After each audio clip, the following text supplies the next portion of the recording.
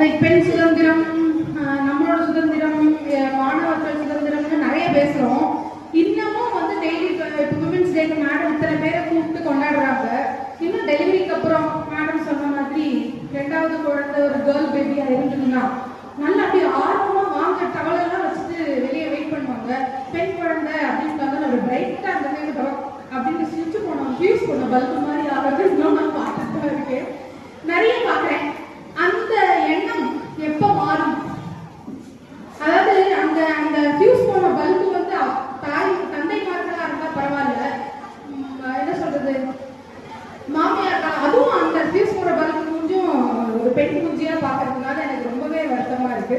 So எல்லார்கிட்டையும் நான் கேட்டுக்கிறது என்னன்னா, பெண்கள் எந்த வீட்டுல அறிவா பொறுப்பா இருக்காங்களோ அந்த வீடு மட்டும் அல்லாமல் அந்த நாடே வந்து சுபிட்சமாகும் அப்படிங்கிறது வந்து ஒரு உண்மையான கருத்து.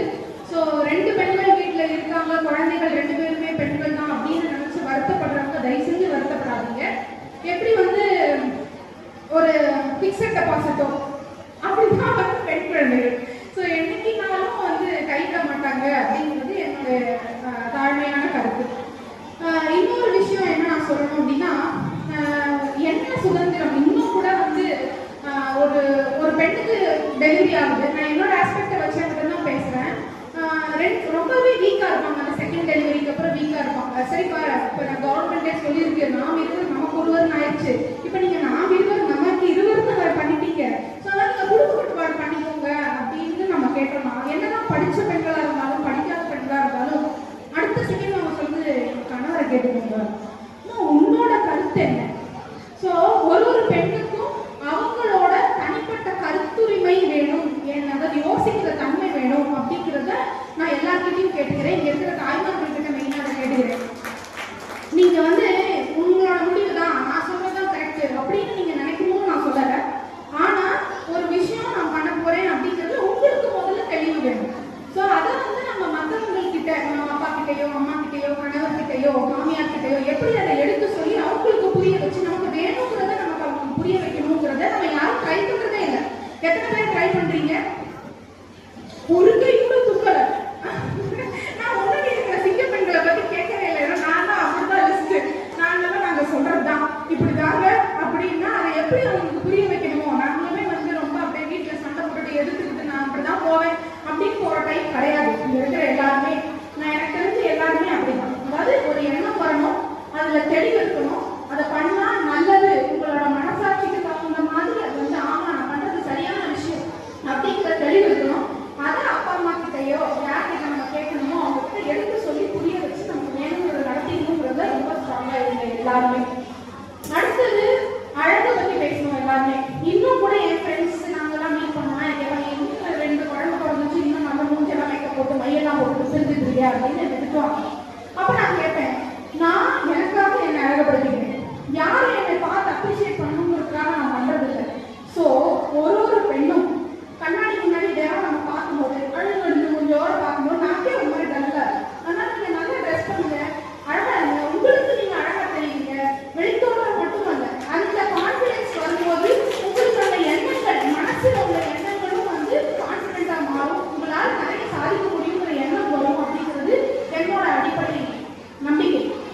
அதனால நான் என்னோட ஃப்ரெண்ட்ஸ் கிட்ட என்ன சொல்றேன், இப்ப நான் சொல்றது அப்படிதான். நான் உனக்கு இன்னைக்கு சொல்றேன், என்னை செட்டு போனப்ப என்னை பார்க்க வந்தேன்னா ஏதாவது மேக்கப் கம்மியா இருந்தா தயவுசெய்து ஃபீல் பண்ணிடு அப்படின்னு நான் சொல்லுவேன். கண்மையை மட்டும் நான் எப்பயும் காம்ப்ரமைஸ் பண்ணிக்கிறதே கிடையாது இன்ன வரைக்கும். ஸோ அதனால வந்து எனக்கு ரொம்ப பிடிச்ச விஷயம், எல்லா பெண்களும் சொல்றேன்னா உங்களுக்கு பிடிக்கிறத பண்ணுங்க, அது சரியான விஷயம்னா ஒரு நிமிஷம் யோசிச்சு பண்ணுங்க, அவ்வளவுதான். ரொம்ப அடாவடியா போய் பண்ணணும், வெளியில சமூகத்துக்கு எடுத்துக்கிட்டு பண்ணணும் அப்படின்னு நான் சொல்றேன்.